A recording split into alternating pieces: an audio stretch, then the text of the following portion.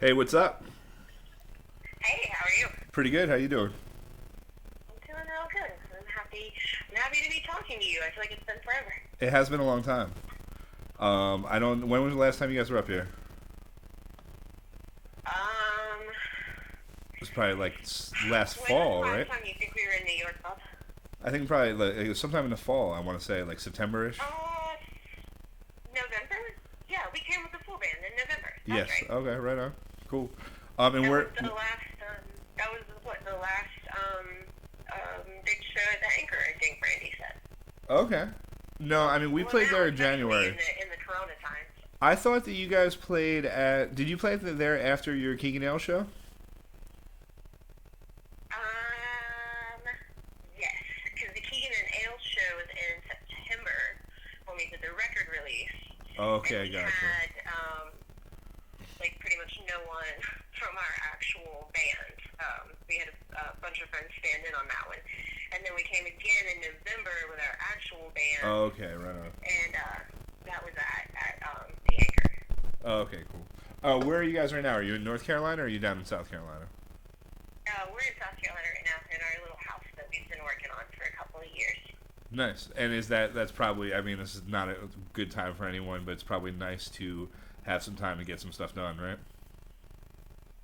Yeah, yeah, definitely. We've been doing a lot of house projects and stuff, which has been cool. Unpacking things, like, a couple years later, we're still finding boxes to unpack. I opened a tote the other day that was, like, full of band t-shirts. All right. Shit. Were you guys supposed to be on the road? Did you have to cancel a lot of stuff because of this? Yeah, so we were actually out on tour when everything started to shut down in March.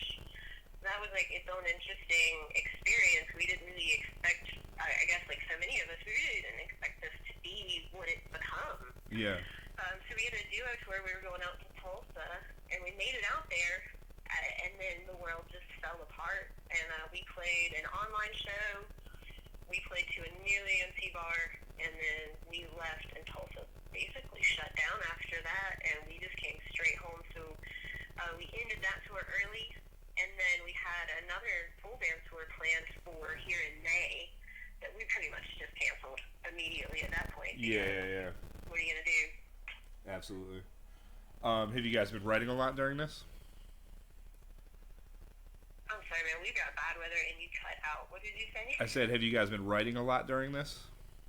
Yes, yes. Lots of writing, lots of playing around with the instruments and stuff. Bob has basically gotten the next album almost fully written. Oh, wow, So now nice. it's just everybody learning their pieces and parts and us getting to a place where we can record it.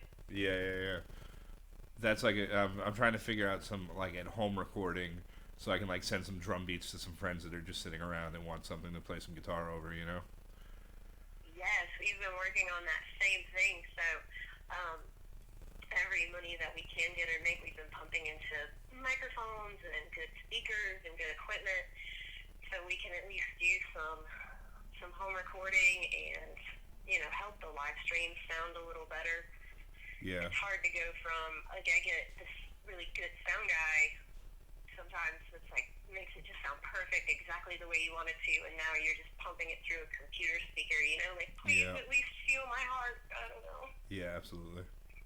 I feel like by the time everything's ready to open, we'll all be experts at the live streams, and then it's going to be worthless because everyone's going to actually go to shows because they haven't been able to for so long.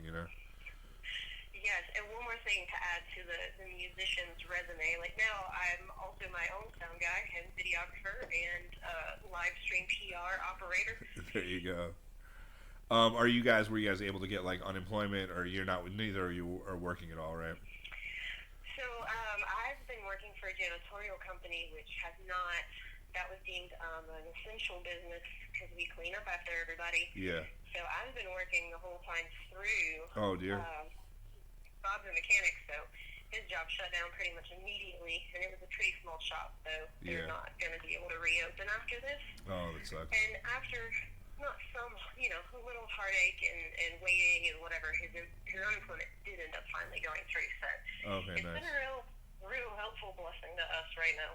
Yeah, that's. I feel like the unemployment websites have just been crazy. Like I know people have been trying to get through on phone lines for 6 weeks, and it just Yes, seems and I like think because his job shut down so immediately, he kind of slipped in before they got oh, okay, that's super nice. overwhelmed. But I know here in South Carolina, they said they had like a 200 or 300% increase in people applying for benefits like overnight, and it just Yeah, overwhelmed absolutely. the system and shut it down. Yeah, that's crazy. Crazy business. So to talk about happier times, I was in Alaska in Right? 2017. You were there in 2016, right? The year Yes. before. And you and Wendy drove from where? So we started in North Carolina, and then we drove out to Missouri and saw the Brinks for a little bit, 'cause, Okay. like you do. And then we rode on to Montana, saw some friends and family out there, and then we cut up kind of through the Dakotas and went into Canada that way, across Canada, back into Alaska and the United States. And that, yeah, it was a long, strange trip, but probably one of the best journeys I've ever undertaken. We had no idea what we were getting ourselves into. Like, we thought we had an idea. We're like, Yeah. it's going to be fine. And it was, because we're very strong and tenacious. But there was definitely a moment during the trip where it was like, we did not prepare properly. In what sense? Like, what do you think you could have used So that you didn't have? we had tried to be really good about calculating like our gas and our money, and that we were going to have all this down to a T, and like that almost never works out. Yeah. But the major thing that we didn't do, which is the worst, is that we never got Canadian money for our American dollars. We Oh never went to shit! the Yeah, bank. yeah, Like, yeah, hey, we're yeah. going to need some Canadian tender. So we just show up in Canada with all this American money, which they will accept, but you get, Canadian money back and the exchange rate applies. So you're really kind of losing money. Yeah, yeah, yeah. Also, we got there and we were like, yeah, okay, well, if we're going to sleep in the car for this whole trip, like, we're going to need a little beer or whatever. So we swing into, like, a, ABC store, whatever it is, and pick up a case of Miller Lite or whatever, like we would normally do. We go to pay, and it's super, super expensive. We're like, what the hell? Anyway, we bought it. We get back in the car, and it was like, oh my god, this is like an American beer, and we're not in America anymore. So it's not a domestic here. It's not like cheap, Oh, whatever. And then also, the tax is a little more up there. So we oh really kind of fuck. screwed ourselves.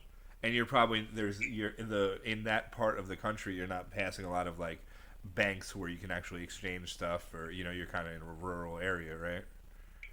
Yeah, exactly. And so we got to the part in the trip where you actually get to depart onto the Alaskan highway, and it's just this road that you're going to follow straight from where you are in Canada And into Alaska. where does that start? And, huh? Where does that start? Oh, man, I wish that I had a good enough memory to tell you that. Okay. I do remember that as we were getting onto that, it was a small town there, but it had a great big sign that we took pictures of, and it's like, this way, Alaska Highway. It's big, it's 50s, and it looks like Las Vegas. It's great. Nice. So we found a little alcohol store like right after that, and we basically barged in on this lady, and we were like, look, we don't know what the Canadian beer to buy is. We are sleeping like in our car on this trip. We need to be able to like get to sleep. Like what can we buy with our money? It's like the most alcohol content or what have you. And the lady said, oh, well, you need liquor then, obviously, but Wendy doesn't drink liquor. So we were like, no, we have to do beer. And she ended up doing this very odd trade with us where she collected American pennies. Oh, that's fucking So weird. she traded us every American penny that we had for like $1. It was like an insane exchange that she did for us. And we were like, here, take all these pennies. Don't matter to me. And then she was, well, what are you guys doing? And we said, well, we're burlesque performers. We're on our way to Alaska to do this tour with some bands and stuff. And she said, oh, I love burlesque. You're going to be famous. Let's take pictures together. So she took like some selfies with us. Nice. And we left with the worst beer I've ever had in my life, but it was definitely strong. She did us right there. Did you remember what it was? God, no. I remember it was in a black can, and it was like 6 or 7%. I remember drinking Labatt Wildcat, like in the one time I went up to like Toronto, and then they have Labatt Wildcat Forte, which is the Labatt Wildcat Strong. You know, it's the 8% or 9% Labatt Oh Wildcat. yeah, Yeah. maybe it was 8%. Maybe that's what it was. I just remember it was in a black can. I'm drinking Labatt Blue Light today, so we're keeping the Canadian beer theme. We got Matt Bronco says hello, and Bobby Black says hey Dawn, and so does Lara. So they're with us here in spirit or in viewing. You still there? Hey, sorry. It was like cutting out a bit. We were having a ton of rain down here, and I think Oh, I don't really? know if that's the real thing, but I think it's messing with my signal. Did you hear me that Bobby Black and Matt Bronco say hello, and Lara as well? They're all on the live stream here. Hey. So what, like, there's certain parts of the map I've always been fascinated with, like northern Canada, like the Hudson Bay. Like, what are those fucking little towns like? And like the Northwest Territory, which you had to drive through to get to where you were. Like, what is it? What is it like? And it's a very interesting. I've always wanted to see that area. You know. I mean, I think it was a great trip to take because, like, it is insanely beautiful out there as you would kind of expect it to be. But I guess being from, where, especially being from the East Coast in America and stuff, and it's like every exit you can take off of the interstate has like a Pilot and a McDonald's and everything. So we get up there and we get rolling, especially through some of those parts, and it was like there's only a town every 60 kilometers or whatever. So make sure you have enough gas to get there because otherwise you're screwed, man. Yeah. And not always when you and I are both vegetarian. So not, we can't just roll into town and be like, okay, well, I'll get a burger from the gas station or whatever. Were you both vegetarians? Huh? Were you both vegetarians on that trip, or are you still? Yes. Oh wow. We were on that trip, and we are still. Oh, okay. And so generally what we would end up doing is, like, every town would have a, restaurant / hotel / whatever else that it could be. And we would stop there and we would get, like, eggs and vegetables and potatoes and whatever. And you'd eat half and you put the other half in the box, and, like, that was your lunch. Okay.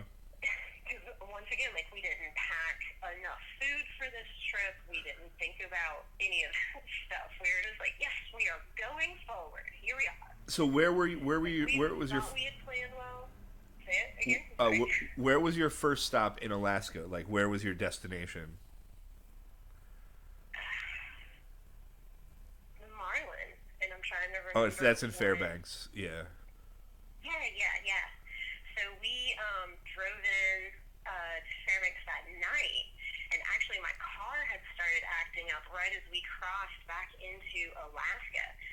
So the battery was going out on it. It needed a new battery. But when you come in, there's not really, like, we stopped at a little bed and breakfast right across the line, and they were like, we don't have alcohol, we don't have car parts, like, we can't, I'm sorry. But they helped us check the battery, and they're like, if you don't turn the car off, you can probably make it all the way there. If not, you can stop in, I think it was Talk, on the way, that you're going to pay extra because it's a small town and whatever. So we basically, like, got the car jumped. We put gas in it. We got the car jumped, and we drove from the line to Fairbanks without stopping. Wow. And it was just like, wow. Okay, so we cruised in and we slept in the advanced auto parking lot so we could wake up and buy a battery the next day. Wow. Were you driving your Element? Yes. Wow. That car has seen some fucking shit, huh? Yeah, that car is a warrior. What was the border crossing like? Going from America into Canada, we got searched, which was fun because the whole car is packed to the brim with, like, we had small bags of clothes, but then everything else is costumes and props and, like, just all this stuff. And they just kind of looked around and looked at us, and they were like, yeah, she's never been to Canada. We're going to search this. And it was like, oh, wow. God. But I just remember the full story goes that we were going towards the border, and we noticed a sign that was like, 10 miles. And then suddenly we kind of realized that we still had weed in the car. Oh, shit. It was like, oh, no, too close. We have to turn around. and we ditch everything out of the car. And then we're like, all right, we're good. We're feeling good. Everything's fine. Let's go through. And they must have just smelled the fear on us because they're like, yeah, we're searching this Oh for shit. sure. Yeah. So they pulled us out. They went through everything, and then they were super pleasant. You better have a nice day. Goodbye. Didn't find anything, so we cruised on. But going from Canada into the U.S., they were just kind of like, oh, well, that's a long trip. Here you go. Okay, goodbye. And so we went on through. After we did the tour, and then Sam Bones joined us, and we were all driving back into the States. Like, we just had a really long trip, so that crossing in Vancouver was just about, like, we were all so tired and drained and out of it.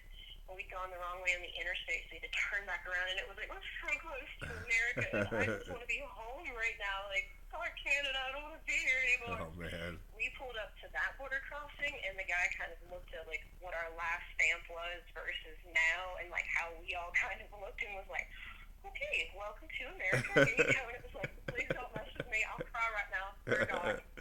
Jesus Christ. So the drive, how would you compare the drive back? I mean, you're obviously a lot more worn out and a lot more tired, but you did you know what you were getting into on the way back for the drive? Was that like a little easier that way? We definitely, well, I'll say I think we thought we had a good handle on what we were going to encounter on the drive back. So we came a different route. And when we went in, we went, all the way across BC and Yukon and then into Alaska. This time we, like, dropped down and just went into Vancouver and then came out in Washington State. And, but it just, there was this one part that we had been driving for a long time, and we were just, there was 3 of us in the car, so we were just switching off drivers and letting people sleep in the back, right? But it was nighttime, and we were going down the twistiest road mountain thing I have ever encountered in my entire life, and we start running out of gas. Oh, Jesus. There's no signal, everything, and I was like, Wendy was driving, Sam was in the front seat, and I was supposed to be sleeping in the back, and I, like, forced myself to fall asleep because I could not deal with, like, how stressful the situation was. Wow. And then we stopped in this little town, this was a little bit before that, I guess, and ended up having, like, an altercation with a gentleman in a bar who tried to grab Sam. Oh, Jesus. And, like, thought we were going to get followed and murdered, but we ended up at the strip club instead. All right. So, all in all, like, more exciting in a different way on the return trip. Yeah. There was just like, oh, this is beautiful. Are we going to die out here? I don't know. We're going to keep going. The trip back was, like, fueled intensity. So you went in and your first show was at the Marlin. That's a much different experience for us. We flew into Anchorage, and Anchorage is like the weirdest place in Alaska because it's kind of almost normal, It's like it's almost normal. Exactly, yeah. So that must be a different experience. You get to see the backwoods before. And where'd you go from there? Like, what do you think of Fairbanks? We liked Fairbanks. So we got there, and we were still pretty out of it at that point. Like, I remember this was, like, on our way to Fairbanks. We were driving in, and I can't remember if the sun was coming up or going down, but there was, like, another mirror image of it in the sky, and we were like, okay, we've been awake so long that we're actually kind of tripping right now. Yeah. What's happening? So once we got to the Marlin and we're telling people that story, they were like, oh, you guys probably saw the light. Oh, wow. Wait, what? We got to see the Northern Lights, but we were so tired, we didn't even appreciate it. We were just like, yeah, haha, mushrooms, whatever. So we get to the Marlin, and, we're seeing our friends. It was Sam Bones and Call Me Bronco. So we were catching up with all of them there, and everybody's like, oh, I love you, and seeing friends, blah, blah, blah. And the bartender was saying, like, something about smoking is on the back patio, weed or cigarettes. And we kind of laughed because we were like, oh, she's obviously kidding. And then quickly found out that Alaska had just legalized marijuana. They didn't have a system set up for selling it yet. You could, like, trade for it, or you could get it from one, you could possess it. Like, all of that was fine. Oh, wow. And it was like, okay, this is a good trip. I like this trip. That's what we were there. Our friend Johnny Lungs, who's going to be on the show later, we were staying with him in Fairbanks, and he brought us to this party where it's like, you know, they it kind of like it seemed like almost like a hippie-ish party or whatever, but the one of the girls there has a master's degree in botany. I guess the Fairbanks University has a really good botany program. So it's like someone that has a master's degree in botany and a 24-hour grow cycle for however many months. Like there was just like jars of weed that would you know be worth $10,000 in New York State just lying on the ground as if they were garbage. You know, it's like it's pretty preposterous. That's awesome. Yeah, it was a strange experience.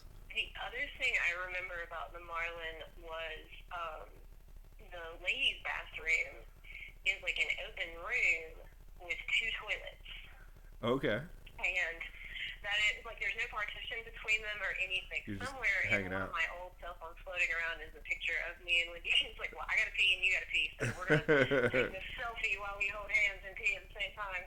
They were facing each other, or they're like next to each other. They were next to each Oh, other. okay. Well, that's better than facing. You know. Yes, absolutely. And so there also wasn't a place for us to change other than the bathroom. So we Yeah. just had like a tote with our name on it in the bathroom, kind of between the toilets. Like, don't mess with this stuff. It's for us. And there was a lot of like, you know, it's a bar, so women have to use the bathroom. And it was like, oh, just come in, honey. Like, I'm just taping myself into this costume. Like, don't worry about it. We got it. Oh, so you would just they weren't locking the door. You could just get in there for it. All right, that's good. Yeah, because I mean, it could take us a minute to change. I can't just like walk in and out of the only bathroom there is. I was just picturing you trying to get in there to get change and not being able to get in because some woman's taking a shit. You know. That was also a thing because you know we're trying to stagger it. You know, and I think. So like one of you is. Bronco was playing a solo set, and so we had a lot of stuff going on, and we were trying to go in between each one. So it was like, I gotta get in there, please. Yeah, Jesus. So where'd you go from there? Like, how long? What month did you go up there? You went earlier in the year than us, I believe, right? You were like. Yeah, we went like it was like May into June is when we were there. So it was like kind of their summer or warmer months. It was still, I mean, to me from the south, it was still kind of chilly, but it was their warmer months. So the sun was up most of the time. Yeah, like what time was the sun going down while you were there in like June? I don't remember. I remember that we were coming back from, we were driving back from a show at Coots towards the end of the tour, and it looked like the sun was setting, and we were like, it seems so early, but it was really like 3 o'clock in the morning or something. Did you say Coots? Yes. That's in Anchorage, right?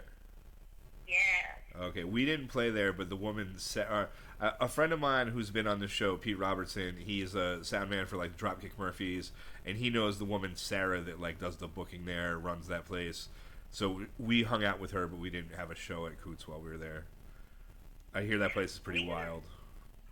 We ended up having a really fun time there. We had a day off in Anchorage previous to the show. So me and Wendy and Sam from Call Me Bronco were like, well, we're going to go up to Coots and like just see what it's about. And like played pinball and hung out and had some beers, and it was like, all right, this is going to be pretty cool. And the room they had us set up in, at first, it was cool because it had like a stage area and there was like a backstage that had curtains and stuff, but it was right where people were coming in the front door, so they kept closing this big curtain over top of it, and it was like, no, keep that open, because if you want me to drag people into this room, I need them to see what's happening in here. Like, we have boobs and music in here, like, you want to come this way, friends. And it ended up being a really, really fun show. Nice. And you said this picture that I'm using on screen right now, you said was from a place in Homer? Yeah, Alice's Champagne Palace. Okay. Which we didn't know much about before we got there. We just gotten it, you know, on the list of where we were going. And it was like, oh, Alice's Champagne Palace. Like, yes, this sounds like where I need to be. And it's really more like a nice restaurant than like what I was expecting in my head. Yeah. But we still had a great time. There's another picture from that set that I wish I could have found this one to you, where I'm absolutely standing on top of someone's table, in that same dance while they still have plates and drinks and stuff on it. So, I mean, it was wild enough. They let us do pretty much whatever we wanted. And then we closed out the show there, and there was another bar across the street called Characters. Yes. And it was like an after-hours bar, what have you. So we all piled into Characters, and like before you can turn around, like Sam from Call Me Broncos up front playing songs on a guitar he got from somebody. Like it was a madhouse. It's super super fun. So did Call Me Bronco play at the Alice's Champagne Lounge? Yeah. Okay. Yes. So all the shows you did also with Sam Bones and Call Me Bronco.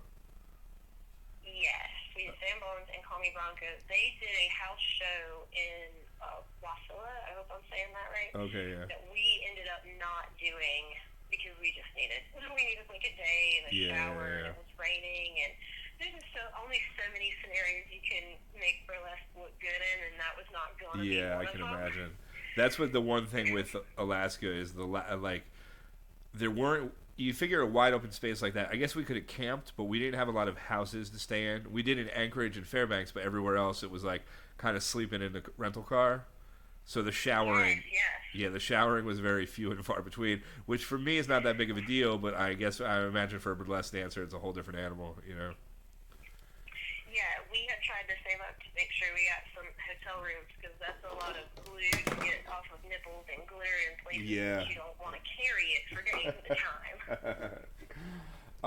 And that's quite the. I mean, Homer was interesting. That we were there in August, and that was like the first. We started in Anchorage, and then we kind of went down to Homer. Was our second show, and then over to Seward. And early August, it was like getting dark at midnight. So we'd start these shows, and I think our deal was we were supposed to play from 10 to till 2. And usually 10 o'clock, there's nobody there, so we would start at 11. So we'd play 11 till 2. And it'd be okay, but not great. But like at both Homer and Seward, 4 o'clock, the bar is packed. So we'd end up doing another acoustic set then. Like mostly for liquor. And then the lights coming up, and everyone wants to go drink like out, by the shore or whatever in the morning. It's like... hard living, as far as like just not knowing what fucking time it is, or having no sense of like you start your set at 10 o'clock or 11 o'clock p.m. and it's still light out. Then absolutely. You're in the bar for pretty much all the darkness, and then you're loading out till in the daylight again. It's fucking weird. And we, Wendy and I spent a lot of time going out to, because, during the day and stuff, it was like, I want to see what there is to see in between shows. Like, I'll find something to do that doesn't cost me money. I can't be in Alaska and not explore. Absolutely, I cannot do that.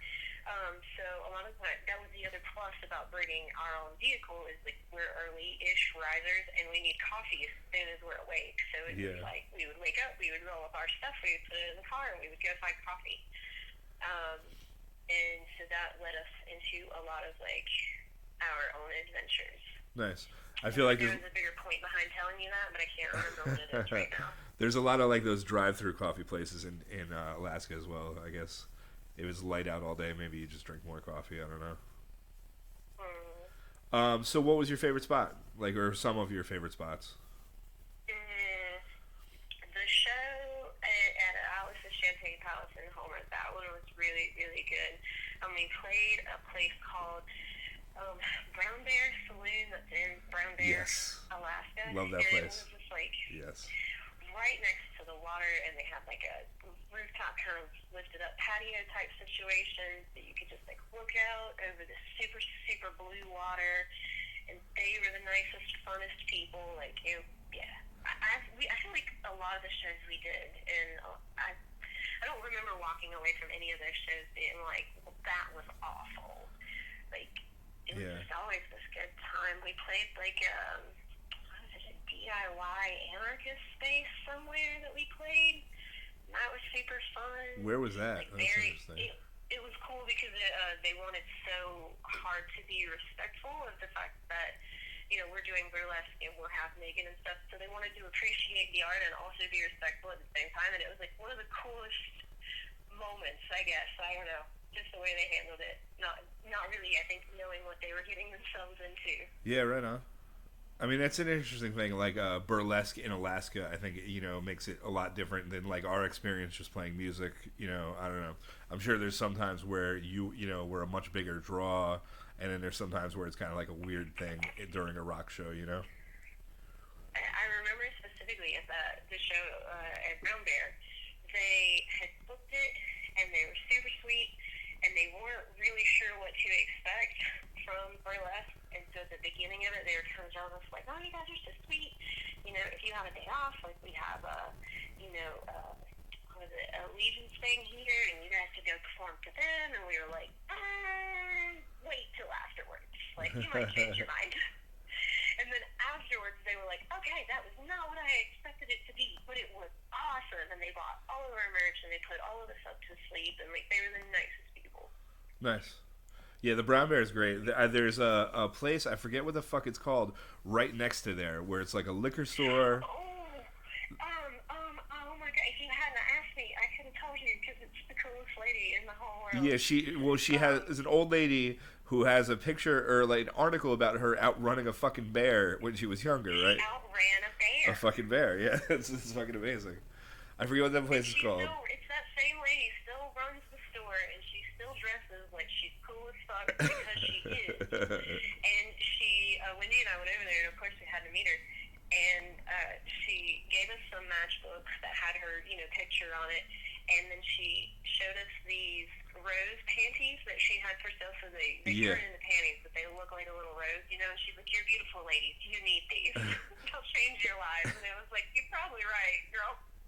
We had a day where I think we had the day off, so me, Mal, and Lauren went swimming, and then as we're pulling out, like not far from there, and as we're pulling out, we see Boot and some lady hitchhiking.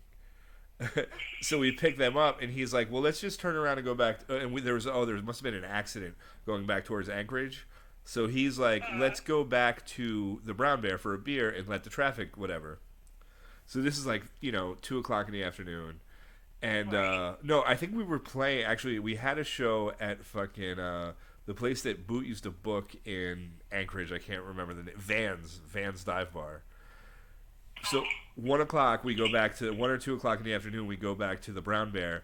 We sit at that picnic table outside. We have acoustic guitar, and just pass it around. Like I play a song, Boot plays a song. Blah blah blah. People started buying us pictures. It was like me, Lauren, Mal. We just do one. Just pass it around. We ended up being there till 7:30. Boot drove back. I don't know how we're like, you live here. You're familiar with the fucking DUI laws more than us. People from Alaska are a whole different breed. Yeah. It's like a different thing. Our show at fucking Vans that night was a disaster. Me and Mal were fucking terrible. It was, I don't know. I think Lauren held it together. I think she's more of a drinker than us, I guess. I don't know, we're softies, but. Anchorage. The other reason that I think Anchorage is super fun was because we got to stay at Boot's mom's house, Sue. Yep. And easily the coolest and most favorite person that I've met on tour, maybe to date, but absolutely on that tour. Like, we would wake up early and have coffee with her, and she was just the nicest, coolest lady. Yeah, she was great. It was weird because we were there kind of the same time as Days and Days, so they were also staying there. They borrowed her RV from Boot and didn't check the oil or whatever, and like just fucking left it on the side of the road somewhere. I don't know. It was like a whole. Yeah, it was. They were not so. Well, and then they came back to do whippets and drink beers in the fucking RV, where she just like left. They left all the whippets on the floor. It was bad. I don't know. A lot of times in a touring, there are times during touring where I feel like I should be think that I'm too old for this, but I never really do. I walked into this RV and this train kid from Days and Days is handing me a whippet, and I'm just like, no, I am definitely too fucking old for this. I don't know. I mean, yeah, you just end up in these situations on tour where it's just like, well, fuck it, I guess. Here we are. Yeah, usually I'm down for whatever, but this, I don't know, that just seemed too, jumping the shark. I don't know. Wendy says... Touring will definitely give you more stories than just about anything else, I think. Wendy brought up the Fairbanks hand-holding bathroom story in the chat here, a little Facebook Live chat. She said, what now? She said in Fairbanks, the bathroom with the hand-holding toilets. Ha ha ha ha. Yeah, the hand-holding toilets. She knows. Did you We're guys? Like, this picture's gonna come back to fucking haunt us, but we're doing this. Did you guys go to McCarthy? Did we go to the what now? McCarthy? It's like way the I fuck. don't think so. Okay, you would. I think you would remember. It's like way the fuck out in the middle of nowhere. It's like you have to drive 60 miles down a dirt road to get there, and then you get to a bridge, and you have to walk your equipment across the bridge, and then call them to come pick you up. Okay, so that's not a thing that me and Wendy, like, we would have pulled up into that and been like, oh, hell no, we're getting a hotel room, I'll see y'all later. They actually did give us a nice cabin. It was one of the places where we did have a nice place to stay. But it was the middle of fucking nowhere, and we're like, how's this going to be? It ended up being our last show, and it was probably our best. Like, the people there are fucking crazy. I don't know, it was a weird... But I was wondering if you had a good McCarthy story, but you guys didn't go there. I have at least 1,000 other Alaska stories, but not about that. What about, do you go to Seward? It's like not far from Homer. There's like it's a big cruise ship area. I don't think so. I think that someone else because we had a day that we had a day off and everybody kind of split up, and I think that what it was that Sam from Call Me Bronco had a old teacher or something that lived in Seward, so they were going to go see them for the day. Okay. But that was like also a long drive from where we were going to do the next show, so Wendy and I were like, we're just going to pool our money together, and I think we stayed in Anchorage, and that was the day that we went. Like, we went to Pioneer Bar and hung out there all day, and then we went to this other bar, like Einstein Bar, I think, and we did all this like drunk gift shopping for our friends. Nice. In the shops, and took a ton of photos, like, because we were like, oh, we're gonna end up sleeping in the car anyway. Like, who cares? Yeah. Yeah. Wendy says you did go to the Pioneer that day, and you played Boots Trapper Creek Bluegrass Fest. Yes, that was a great show too. That was the Call Me Bronco conga line. Like, we said we could start in a conga line to Call Me Bronco. And it was like, this is the best day I've ever had. I remember seeing you guys posting pictures, and I'm familiar with Call Me Bronco. I'm still, I don't know any of them super well, except for Matt. But I was like, Call Me Bronco playing a Bluegrass Fest? What the fuck is going on up here? Like, I don't know. But then I met Boot, and now I understand. It makes a lot more sense, It was such a great time out there because everyone that was there pretty much was pitching in one way or the other, and it kind of helped it become everybody's festival, you know what I mean? And so everybody was so kind and understanding with everybody.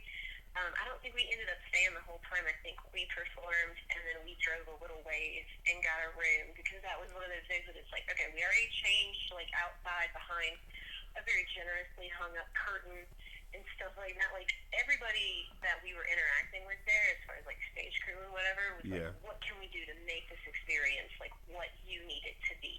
Nice. I think the guys like, oh, Kevin, that's right, because he did photos for us too. Like, burlesque that also goes with bands sometimes has a hard time with, because equipment changeovers. You know what I mean? And if people are sharing a kit, which happens often, it's like, well, we don't want to break down this whole drum set. And it's like, well, you're ruining my aesthetic, man. But we work it out, and Kevin was like, that's fine. These are all different bands. Like, I can move whatever, and if it needs to go back on stage, I'll put it back. Like, I'm not worried about it. Oh, that was great. Like, nice. Okay, we're friends, bro. We're bros. And so we got to do like a game, and everybody was big on participating. We named Miss Glitter Bomb Burlesque 2016 the winner of our game. Nice. It was like the first and only time that's ever happened, so that was real fun. But yeah, we had a lot of bugs and dirt and glitter and all kinds of spots, so we driving for a while to get in a little hotel room. Nice. I remember seeing pictures of that, and it was like funny, like not funny, but interesting to see burlesque in the daylight. You know, like it's not like a Yes. common thing. Like I remember seeing pictures of Wendy and just being like, that looks great, but it's just kind of shocking in a weird way. Like where it's what you know, you don't generally see those kind of pictures. Like you And know, I think that's why we were like, well, we have to go with the Slim Cessna one, even though you would want that to be like kind of dark and what have you. It's like this is gonna show up super well out here, and I feel like all of these people are gonna be like, yes, and they Yeah. absolutely were. Like a great reception to it. Even if there were people that weren't really sure what was happening, they were there to support art and be a part of it. Yeah. And they were like, yep, we're here for this. awesome. That's great. Yeah, Alaska's fun. Did you do any shows in Denali? Where like the No, I national don't park think- is? We were only there for about a week, maybe even like 5 or 6 days. Oh wow. Yeah, it was a quick one. Because like Fairbanks to Homer, I'm pretty sure that's like New York to almost Jacksonville. You know, it's far. That's a hike. I don't know about that, but I mean, we had already driven from North Carolina, so at Yeah, that so point it's it was small like, to okay, you. whatever. I'm pretty sure that Fairbanks to just Anchorage is an 8-hour drive on its own. You know. Oh yeah, I think you're actually right on Yeah, that. it's a hike. So what's up with you and Bobo now? What was your next thing that you're doing? So we've, like I said, we've been getting all this recording equipment, so we're hoping that here in the next little bit we'll be able to get like maybe a single together that we can put out there for people. And in this ever-day changing world of coronavirus, we're just trying to figure out what we can pull off that's entertaining for people, that we can safely and consciously do. Yeah. So we've got a live stream coming up on June 12th with us and bands from Montana and here in South Carolina, North Carolina artists, Massachusetts, Boston artists. It's on Slowly Dying Radio on Instagram. We'll all be Okay. streaming directly from their page. Nice.